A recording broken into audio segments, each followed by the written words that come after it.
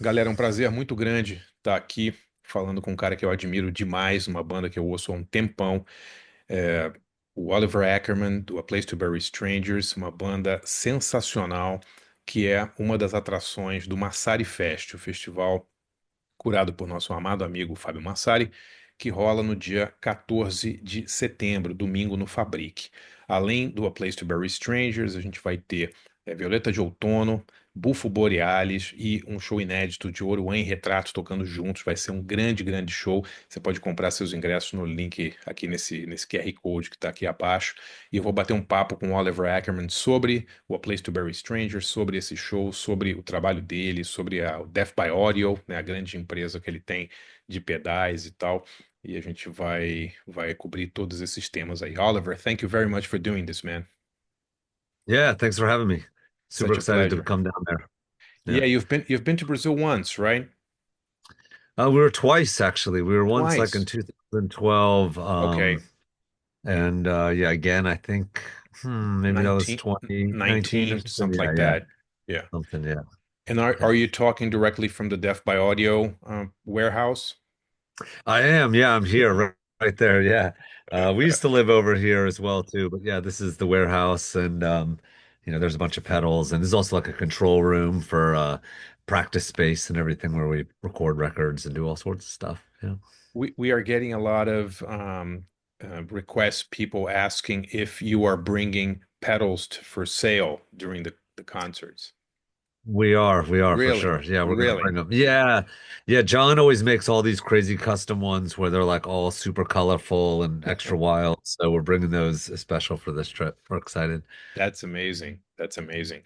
And can you tell me a little bit about your expectations for this show? I mean, I've heard the last album is amazing, and I've been watching your recent videos on YouTube, and the shows seem to be going really, really well. You guys just did a free show, outdoor show in Brooklyn or something like that. It looked amazing. Yeah, we just did in the park. I mean, these shows have just been really great. I think we've been having a lot of fun doing this stuff and we've been doing this for so kind of long that we're really comfortable and we're super excited about the new record and we're super excited to be coming down there and playing these shows. So we're going to be totally thrilled, giving it our all and wanting to see as much as we possibly can and show that little slice of Brooklyn, over there. I wanted to speak to you about Brooklyn and about New York in general. I've seen the film that you guys did, Good Night Brooklyn, right, about Death by Sure. Audio, right? And it seemed to me that the film was like the end of an era of a kind of alternative scene in New York. I used to live in New York, and I used to go to Williamsburg in the 90s, and it was totally different from what it Totally. is today. Yeah. Yeah. How is the New York scene today?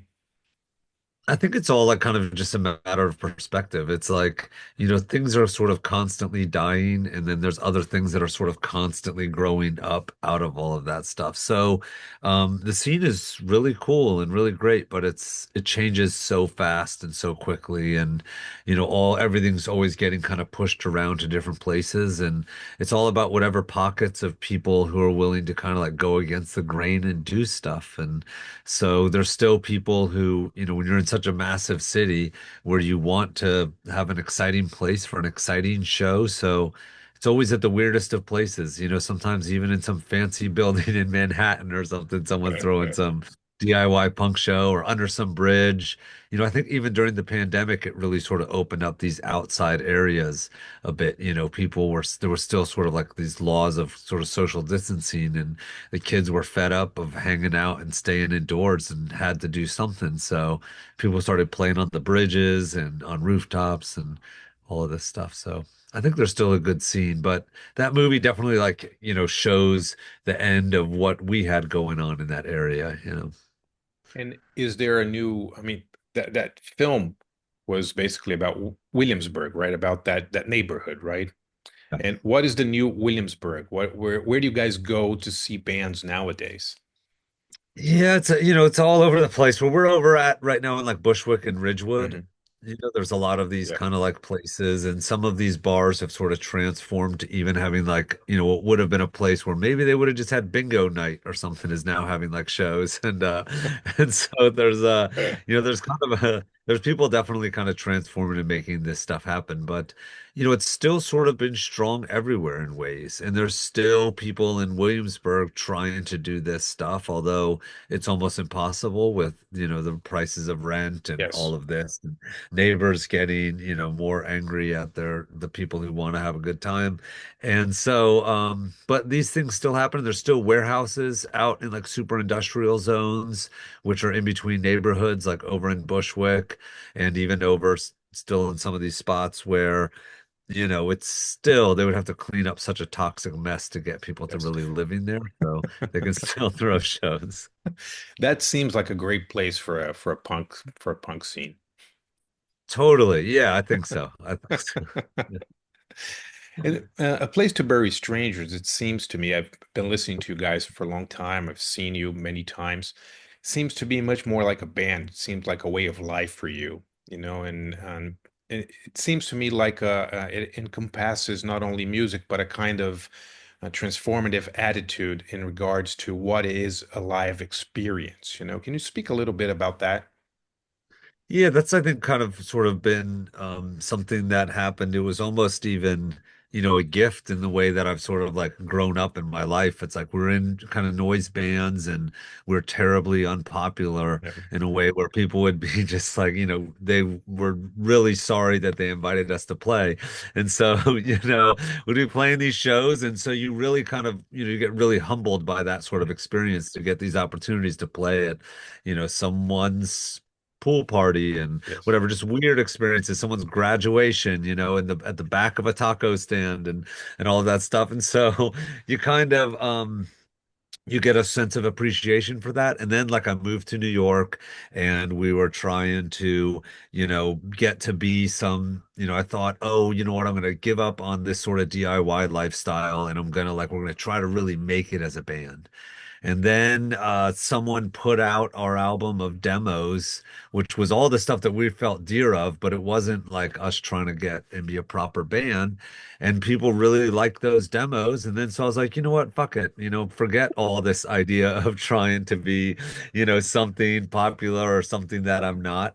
Let's just embrace like this sort of, experiences that we've had and everything that we like. And then so you go see tons of shows. We lived at that venue. I lived in Providence, Rhode Island for a while where there was all these really cool bands starting up like Lightning Bolt and Black Dice and Erebon Radar and all of this kind of cool scene of all of this crazy noise. And so you just kind of try to, it meant so much to me over these years and going to concerts and being right there and the only dude at someone, flailing around at a table at some noise show and all of this kind of stuff. It was like, just I want to share that kind of experience with people. And so we use that idea and the ideas of us not caring and us kind of just sort of going for it. And, or even we're old, so it's like we're into like, classic 80s Yes. music and 70s music and 60s music and all Yeah. sorts of music. So, there's this sort of like weird kind of combination of all of that, the appreciation for the live show, the energy, the excitement, the appreciation for cool, like weird 80s synth pop songs and all sorts of stuff kind of thrown into one. And that sort of just becomes a place to bury strangers. You said about not caring, and I totally understand what you're saying. And I think it means like not giving people nowadays, it's so everything is so gentrified, I mean, you go to shows and you know Sure. exactly what's going to happen, with all these the Yeah, way the festivals are done. I mean, it's so boring, you get to totally. see these opening bands for like 10 minutes on a side stage, and 98% of the band, Yeah, the people are there for the big act, something like that. And sure. Yeah. I totally understand you're not caring, it just doesn't mean you don't care about your audience. It just means that you don't want to give them something that they've already they've already experienced a million Yeah, I mean times. it's not, and we care so much in one Yes, respect. Like, yes, we yes, care so much. It's so important and such an yes, amazing, magical, awesome thing, yeah, but you have to just sort of be able to be like, you know what, I'm gonna not play by the games of some sort of normal society and not sort of worry about some of those. And maybe that's carrying a lot in a lot of ways, yeah. but it's just sort of not caring about maybe playing the game that the way that the game is, and just trying to be a real person and live in this world. And I think there's so many times that we've all had in our lives where you question, like, should I do this because of XYZ or Yeah, something? And yeah. you're in some weird like fantasy world in your head, and you really just need to kind of like forget about that. We're all a bunch of people on this world trying to get along and do stuff. And I think it's important to get out and see some real experience. And do you think that kids nowadays, I mean, you moved to New York 20 years ago, 20 something years ago, Yeah, right? yeah, Yeah. So you were in your 20s, right?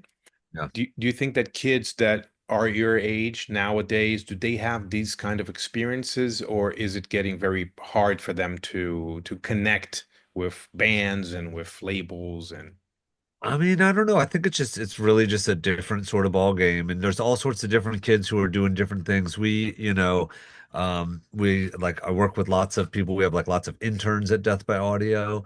Mhm. I go to lots of shows where I'm the oldest dude at the show. And there's lots of these things where, I'm friends with bands who are really young and stuff too, and just starting out. And I think it's really just all over the map. I'm really excited by, some of these people who have these kind of weird ideas of what music means to them and who've lived in these strange worlds where they're so immediately immersed in these streaming platforms or record all these crazy ideas with no money and no instruments, and it's all done on some dial phone or whatever or something. And so I think that there's still people out there that are being really cool and creative with this stuff. It's just maybe it's taking on a new form. And I think that there's also constantly the forces of people trying to capitalize on all this stuff. So there's sort of, there's those people who get really good at, some fake AI algorithms or some yes. bull crap, which just melt your brain with doom scrolling and all of these things. But I think that there's still people who are aware of this and who are doing cool stuff. But I think that's always sort of been the case of these things. It's easy for people to fall into these traps, and you just need to try to push away from that stuff and True. go say hi to your neighbor. And there are so many bands nowadays that have huge followings and there are that are doing independent music. They have their own labels. I'm talking about like King Gizzard or OCs. Yeah, I mean, a lot of bands played with you guys, right? At the same yeah, time, we have a pretty amazing scene, right? Where people have their own record companies. They're doing their own stuff. They don't care about like these huge. I mean, they're invited to these huge festivals, but they don't need them, right? Basically, I guess. totally. Yeah. Yeah, I think that, that's I think you see that stuff kind of happen, and there's these opportunities for this to happen, and then it's a blessing in some ways that like some of this music isn't as commercial as it Yes. maybe it could be, and so that kind of leaves this opening for, you can sort of create your own scene and you can sort of make this stuff happen. And I think it's really awesome to see those bands kind of like grow up and blow up over time. And I think what really makes those bands work is they're making really awesome music. Yes. They're like they never kind of lose track of focusing on the art of that stuff. And I think that's sort of there's other people who sometimes maybe are like really great influencers and just kind of pump out some sort of lame music or something and still get some sort of bits of success. But I think those things are like fleeting. I think it's like really, when you see those bands that are really trying to do something special, I think people recognize that and kind of flock to it. It's cool. True.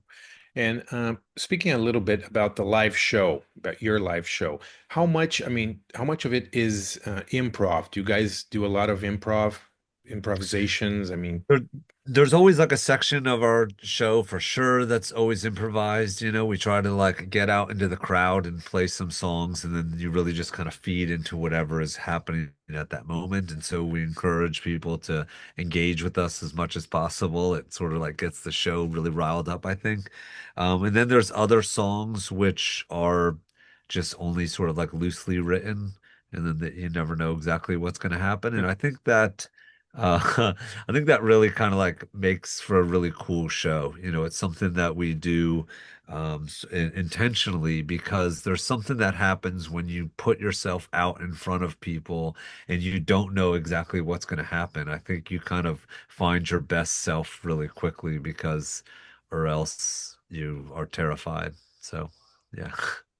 You are wearing a cap of one of my favorite bands, and of a band that has a lot to do with A Place to Bury Strangers. And they play a different kind of music. They used to play a different kind of music, but they're an independent band, used to produce their own records, and they Yeah. press their own stuff. I mean, was Dead Moon a huge influence for you? Totally. Yeah. I mean, for sure, all of that stuff. And it's so cool. Even recently, there's been like these documentaries about them coming out and stuff. And the stuff that I knew, was like it's all those cool like ideas. And you always go to those record stores. There's a couple of them which carry the Dead Moon records, like Mississippi Records, and the records are like dirt cheap. And, it's just like they're just so cool. It's just the kind of the working people's band. It's like, um, you know, even like 2D sent me a book one time and she wrote a message in it. It's just like so cool. They're just like really awesome people and really cool. We did a covers record of them for Record Store Day where we played some of their songs and having I don't know, they're just, going for it. And it's really cool. I think those kinds of bands where you can tell maybe the people aren't even the best musicians or Yes. anything, but it's all about like the sweat and the attitude and it's really I don't know, kind of like it gives you hope for music in some in some ways, like so It yeah, I really love them. does. They're great. So yeah. We're reaching the end of our interview, unfortunately. I need to ask you about Death by Audio. How's the company doing? It's going great. Yeah, I mean there's always like all of these sort of insane things that happen in the world and everything. And of course, with our current administration being insanely Yes. terrible and all this stuff, there's all these kind of forces that fight against those things. But well, we figure out some ways. We're creative kids trying to make stuff and build things and we love to do that. We've been coming up with all sorts of crazy ideas, always constantly. It's a really cool environment over here. There's always kind of bands coming by and hanging out and doing stuff. And we're building lots of cool projects with collaborating with artists and stuff. So lots of fun stuff in the future. Great, man. Look, thank you very much for this. It was such a pleasure I speaking know. to you, Yeah, and can't wait awesome. for September. Yeah, awesome. Heck yeah, us too. Thank you It'll be very cool to much, hang. man. Oh, heck yeah. Talk Thanks to you so much. soon. Talk Yeah, to you definitely. soon. Perfect. Have a good one.